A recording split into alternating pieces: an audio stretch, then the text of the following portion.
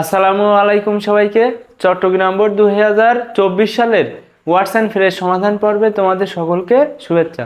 দেখো আমাদের প্রশ্নটি রয়েছে, Bangabandhu Sheikh Mujibur Rahman dash in 1920 in Tungipara of Gopalganj district.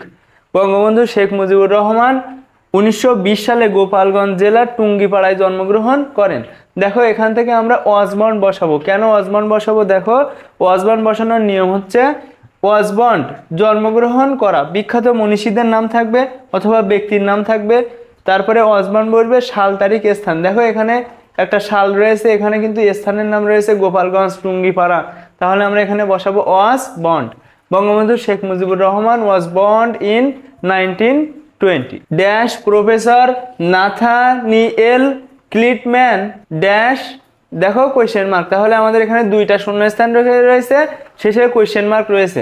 What does look like, কেমন দেখতে, এখানে দুইটা শূন্যস্থান থাকে, মাঝখানে সাবজেক্ট থাকে, শেষে কোয়েশ্চেন মার্ক থাকে। তাহলে আমরা বলতে পারি, দেখো what does professor Nathaniel Kleitman look like. The train blew whistle, অর্থাৎ ট্রেনটির বাঁশি বাজলো।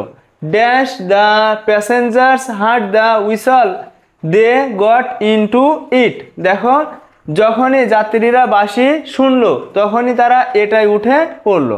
এখানে আমাদের অ্যাজ সুন অ্যাজ এর ব্যবহার করতে হবে। তোমরা প্রত্যেকেই জানো অ্যাজ সুন অ্যাজ অর্থাৎ যত তাড়াতাড়ি সম্ভব। দেখো এখানে অ্যাজ সুন অ্যাজ এর পরে পাস্ট ইনডিফিনাইট। তো এখানে দেখো অ্যাজ সুন অ্যাজ, এখানে হার্ড পাস্ট ইনডিফিনাইট অর্থাৎ ভি2 এবং গট এটাও কিন্তু ভি2। তাহলে আমরা বলতে পারি, দেখো as soon as the passengers heard the whistle, অর্থাৎ যখনই তারা বাঁশির সুর শুনেছিল বা বাঁশি শুনেছিল, বাঁশির আওয়াজ শুনেছিল, দে গট ইনটু ইট, তারা এটাই উঠে পড়েছিল। Dash is very hot today, দেখো আজ খুব গরম। আমরা বলতে পারি ইন্ট্রোডাক্টরি ইটের ব্যবহার, ইটের পরে সিঙ্গুলার ভার্ব বসে। দেখো এখানে ইজ কিন্তু সিঙ্গুলার, তাহলে it is very hot today. Dash mother's love dash, দেখো মায়ের ভালোবাসা কেমন। তো মায়ের ভালোবাসা কেমন এমন বাংলা অর্থ প্রকাশে হোয়াটস লাইক বসানো হয়েছে। দেখো তাহলে আমরা বলতে পারি হোয়াটস মাদার্স লাভ লাইক, অর্থাৎ মায়ের ভালোবাসা কেমন। Ronnie Heslop's father is very sick, Ronnie হেসলপের বাবা খুব অসুস্থ। Dash seems to be no hope of recovery, অর্থাৎ পুনরুদ্ধারের কোনো আশা নেই বলে মনে হচ্ছে। দেখো আমরা বলতে পারি ইন্ট্রোডাক্টরি দেয়ারের ব্যবহার, দেয়ারের পরে সিঙ্গুলার ভার্ব কিন্তু বসে।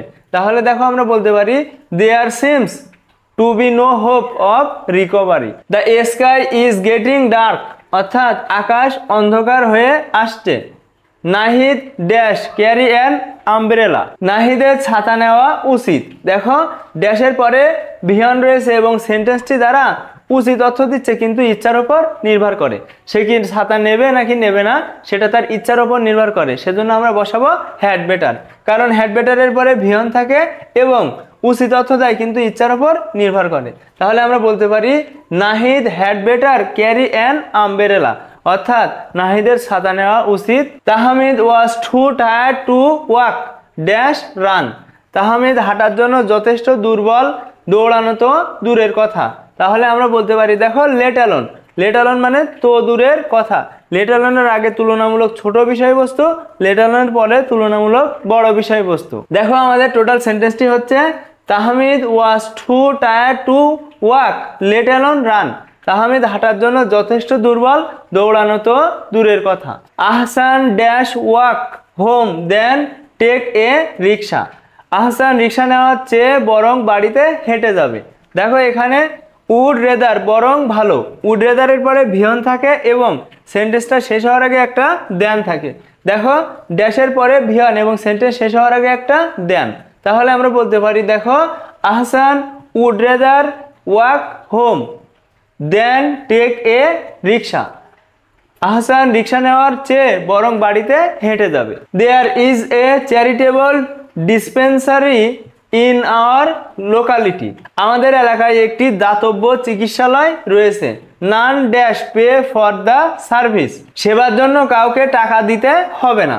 দেখো এখানে যেহেতু এটা দাতব্য চিকিৎসালয় অর্থাৎ বিনামূল্যে কি করতো, সেবা করতো, সেজন্য আমাদের এখানে কিন্তু টাকা দেওয়ার দরকার নেই। তো এটা বাধ্যতামূলক। আমরা বলতে পারি, দেখো এখানে ড্যাশের পরে ভিওয়ান এবং সেন্টেন্সটা দ্বারা অতি আবশ্যক যদি বোঝায় তাহলে আমরা বসাই হ্যাভ টু, হ্যাজ টু অথবা হ্যাড টু। এখানে নান সিঙ্গুলার, সেজন্য আমরা বসাবো হ্যাজ টু। তাহলে দেখো none has to pay for the service, অর্থাৎ এই সেবার জন্য কাউকে টাকা দিতে হয় না।